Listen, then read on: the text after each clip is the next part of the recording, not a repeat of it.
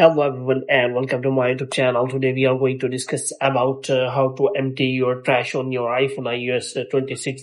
For example, if you have recently deleted many photos and files and you want to delete it from the trash can also. So basically in the iPhone, the empty trash is only the recently deleted option.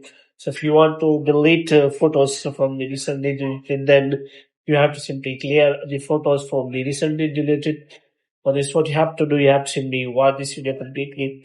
So first of all, you have to simply delete any photo, and after that, you can simply search it in the recently deleted, and after that, if you select all, then all of your photos will be deleted, and moreover, you can also recover it from the recently deleted. So for this, you have to simply go to photos, and after that, you have to simply click on collections, and you have to click on recently deleted, and after that, you have to provide your face ID because I have recently no deleted or recently deleted photos, so it is showing nothing. So if you have many photos which you have recently deleted, then you can simply select them all, and after that you can simply delete them all by clearing the trash on your iPhone iOS 26. So hope you have liked this video. If you get more videos like these, you can subscribe our channel.